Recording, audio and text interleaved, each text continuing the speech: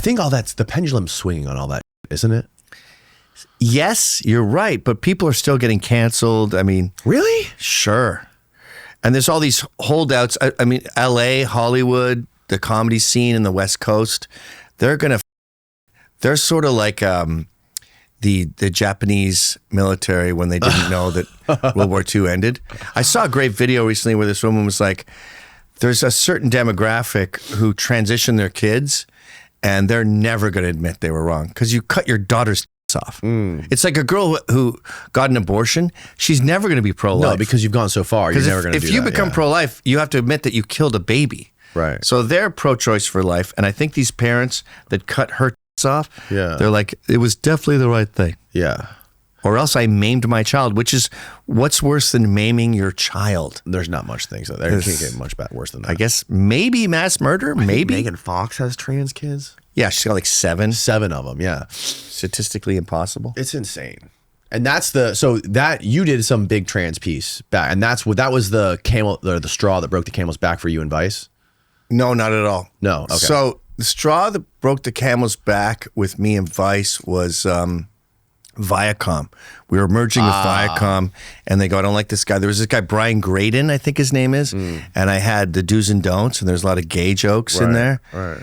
And so I was always like investigating radical shit, and then I think I went to this, I went to this American Renaissance Conference, and I think Brian Graydon was like, see what he's up to? And, Shane was my childhood friend. I hired him to do sales. We were buddies when we were 12. And he was like... In Canada? Shane and Sarush were both like, fuck, man, that was way too far, and you're getting out of control. And I would have been like, okay, we were handshake guys. But they gave me a legal document, and I just couldn't get over it. So when they reached out the olive branch, or when Shane did, I was still so mad about the lawyer letter that I was like, fuck you. And then when I take a long time to get over things. So like a month later when I was ready to forgive him, he had already... This is after the breakup? No, this is leading to the breakup. Leading to the breakup. Yeah, this is 2004. Okay. When I reached out my olive branch, he was done. Like this is... Whenever you hear about this, like what's her name at... This is so strange to me because it's always been a wild phenomenon to me. People who grew up as friends for so long, and then one of them just fucking cuts all ties, all communication, everything. Well, 90% of the time, it's mistimed olive branches. So he reached out his, I snapped it away. And then when I reached out mine, it was dead. He snapped his away. That's really what it comes down to. And there was a woman at the New York Times, she's the executive editor. What was her name? Fucking Laura Rabinovich or something. And I said to her once, I go, what it really comes down to is you didn't have beers with Pinch. Pinch was the Arthur Sulzberger Jr. That's why the Japanese get drunk with their employees. You got to get drunk with your coworkers. You guys should go get pissed like once a month. Hi, this is Anthony Cumia. Hello, I'm Gavin McInnes. And together we're Compound Censored. And we would like you to subscribe with this deal using this promo code right below me right now. Do it, because it's very entertaining. When you don't do that, I don't know, you drift apart. When you get drunk with your coworkers, you reestablish connections and you realize, oh, you're a human being. Right. When you don't do that, you drift apart. Yes. And that's what happened with us. We were like 3 amigos. We bought a house together in Costa Rica. We would party together all of January, all of July. And then I fell in love with this woman and I left the trio. And I don't think they, openly resented that, but it was like, who the fuck is this guy? And then they go on a golf trip with Johnny Knoxville and shit. And I'm like, I'd rather just be with my girlfriend and, go skiing or some shit. Right. So that was the beginning of the end. Olive branches smashed. And we never recovered from that. So the moral of the story is if you have a big company. And then there was the pressure from corporate Viacom to get rid of me. But I could have survived that if I hung out with those guys more and drank more. Did you see that coming though? Like when they started courting that VC money, Did you like how clearly did you see that coming? Or That's a great question. And the funny thing is, my role was always being their worst nightmare. Right. Like I was the Grinch that stole Christmas, like from day one. We used to, in Montreal days, we would go to the printing press when we were newsprint, and we had to wait like 6 hours at the press to check the reds and the yellows and the greens. I think it was bullshit. What are we going to do? More green, please. Like, I think it was just a gesture. But anyway, I would draw. I'm a good cartoonist. I would draw the most horrifically insulting cartoons of them. And Sarouche looks like Gonzo from the Muppet Show. And I would draw like his bags under his eyes. And it would take me like 10 minutes, and I would show him, and he'd be like, Jesus Christ, that is so horrible. And then I draw Shane as this big, fat, useless tub of shit. and I would show him. And Sarouche can take it on the chin, but Shane is very sensitive, and he'd be like, you know what, that actually looks bad on you. And I'm like, this fat tub of shit looks bad on me? And he's like, yeah, it shows how you see people. So I was just like the screwdriver belt buckle and the speak English. Like I was always the bad guy. Yeah. In a silly Batman villain kind of way. So there was no really writing on the wall in that sense, because that was the culture. And in fact, with Vice, that was the. Would you say that kind of attitude and that mindset was the whole soul behind Vice, right? Correct. And that was our business plan. Our business plan was Gavin and the Sid Vicious guys were cantankerous nightmares, and then the sales guys hated us. They were like mom and dad, right? And we could never be friends. And I remember when I tried to transfer that to Vice UK, they would do these advertorials where it's a 5-page article about Tiger beer and how awesome it is. And I'm like, dude, retarded. No person reading this is like, well, I guess Vice really loves Tiger beer. I guess it's a delicious beer. And they just found it upon themselves to talk about Tiger beer for 5 pages. No, dude, it's clearly they paid for this fucking shit. Mm-hmm. So we had this cantankerous relationship, and it was fucking fun, I gotta say. Like, I have this joke where I add the word care into everything, where people are like, hey, man, I just got my diploma. And I'm like, hi, I just got my diploma in care. Because I don't care that you got your diploma, right? In care? Yeah, like care was the constant thing. Sorry, I'm late. Sorry, I care. I don't know. Oh, I see what you're saying. It gets funny 37 times into it. Okay. So I remember one time there was this sales guy coming by. It was me and Jesse Pearson, who was the managing editor at the time. And the sales guy is walking by the cool section, the editorial section.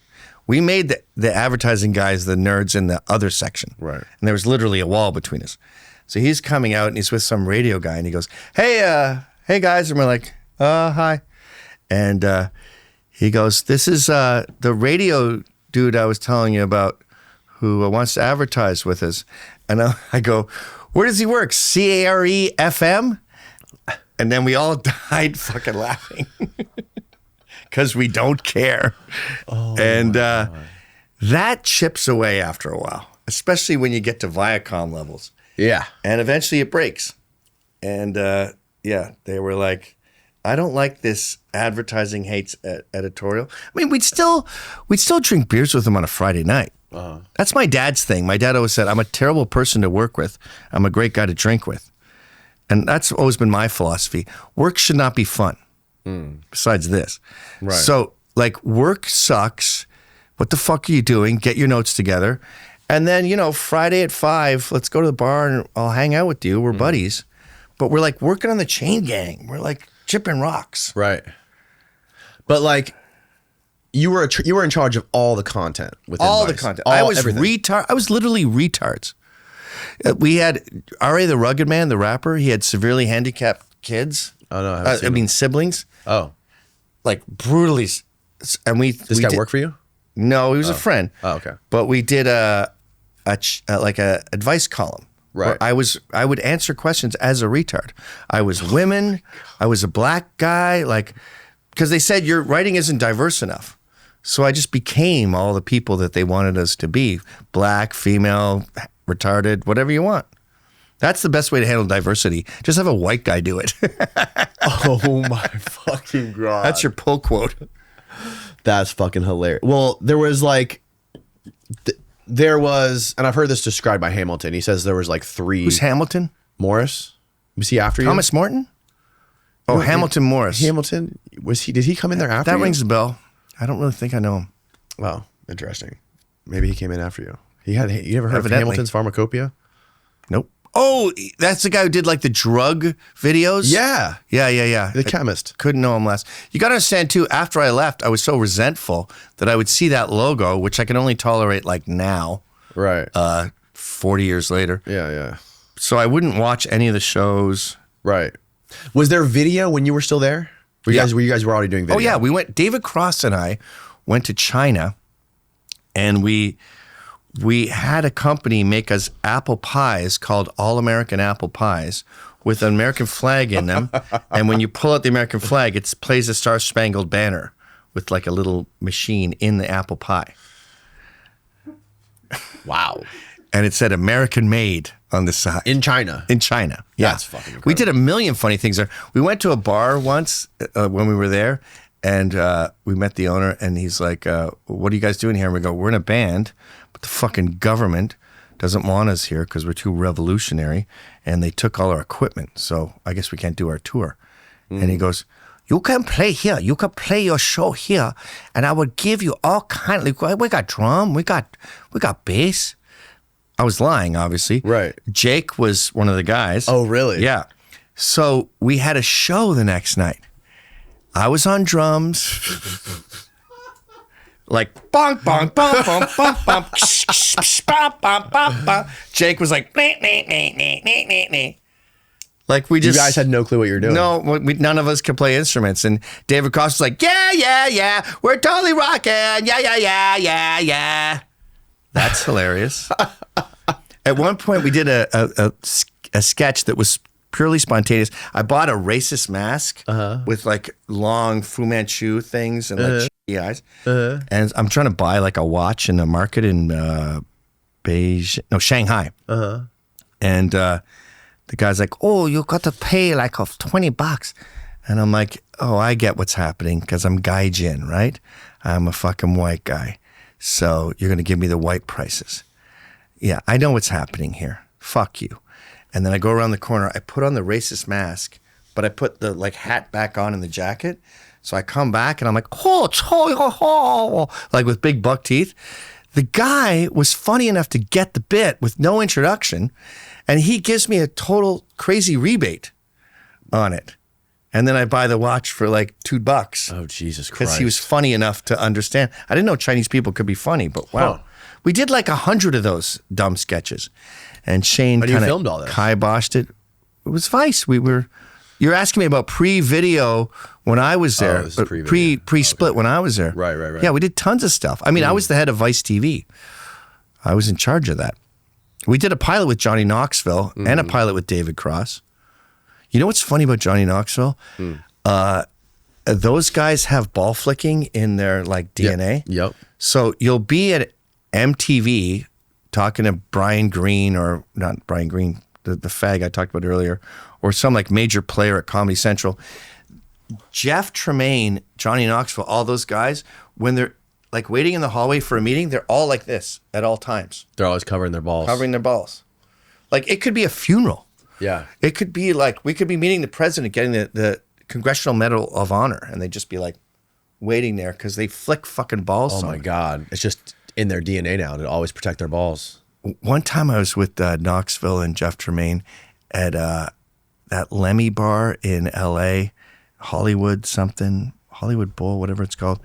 Anyway, Tremaine, Steve-O leaves his phone on the bar, and Tremaine picks it up. He starts calling his ex-girlfriends, Steve-O's, and he does a perfect Steve-O. And he's like, hey, I miss you so much. I'll pay for your fucking Uber. Get down here. I want to be with you so bad. And Steve-O was on a date. So as he comes back from the bathroom, like all these exes start appearing. Oh my God. Dude, those guys are advanced. Is that how Spike Jonze got into the whole Vice loop? Yeah, that was me. Through you. Spike Jonze got into the Vice loop. I saw Adaptation.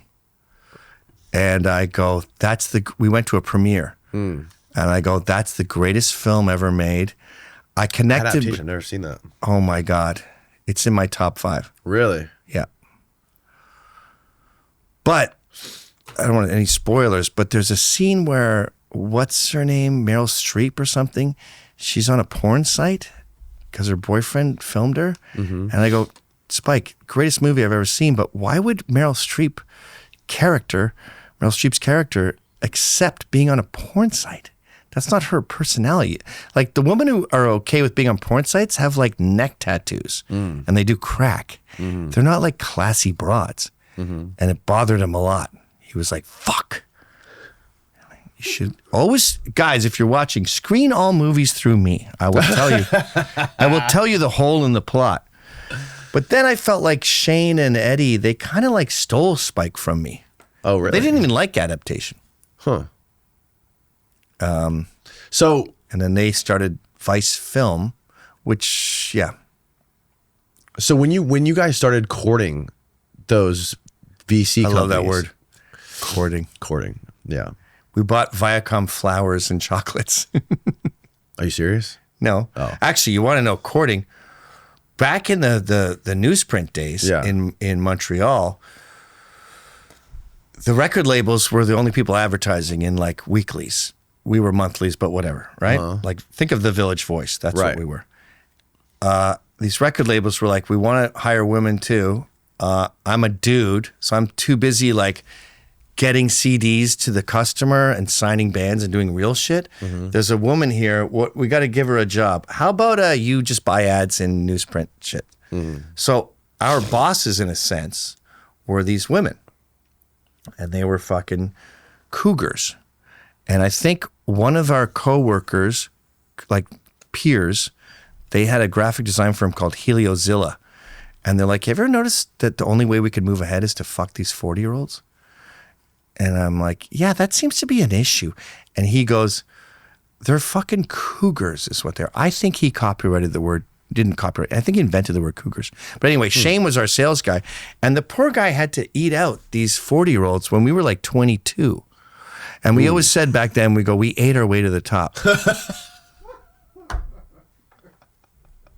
And I don't know why this stuck with me so much, but, you know, before I hated Shane, I loved him. And he told me about some chick he went to dinner with, and she was a cougar, and she ran like Universal. What? Did you say chick? No, I said Asian American. Oh, my God. Did you hear chick? You're racist. Yeah.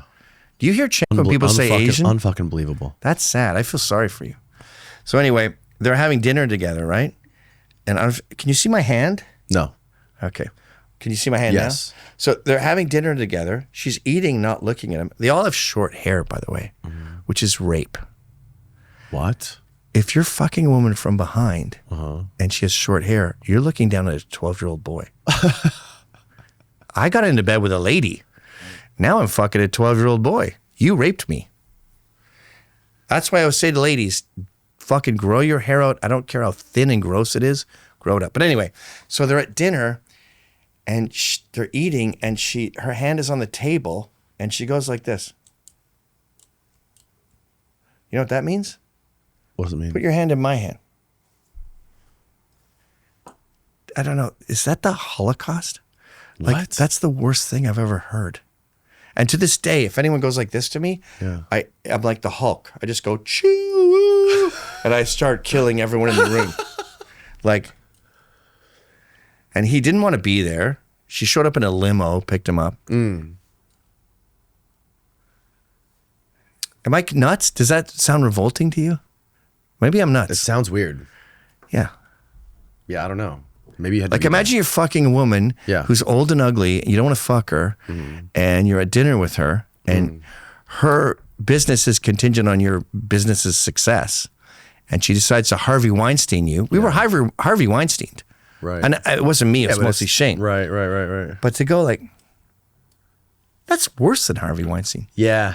Yeah. At least Harvey was Yeah. like, blow me and I'll get you in a movie. Right. Did he ever go like, Just calling you over like you're just Come like here, she's give some me your hand. royalty. Give me your hand. Give me your hand. Ugh. How about have you seen what Candace Owens is doing with Harvey Weinstein? She's vindicating him. I just saw that today. Yeah. Really? Yeah. Oh man. Is that old news? No, she's been. I think she's been going at this for months now. But Apparently he got me too. Apparently he's innocent. I agree. Very unpopular opinion. I love how fast you were to agree to I hope that. this doesn't get me canceled. Harvey Weinstein did nothing wrong. Nothing. He said, suck my dick and you can be in a bunch of movies. What would happen if Harvey said that to you? You'd be like, no thanks. Guess I won't be in a ton of movies. Not on my radar, thanks. Oh, God. Marissa Tomei was like, he said if I don't fuck him, I won't be in movies. Okay, get another trade then. Yeah, it's not like I feel he's the holding same a gun. way. It's not like he's holding a gun to your I feel the head. same way about P. Diddy. He raped me 37 times. Oh my God, that's horrible. What kind of cage were you in?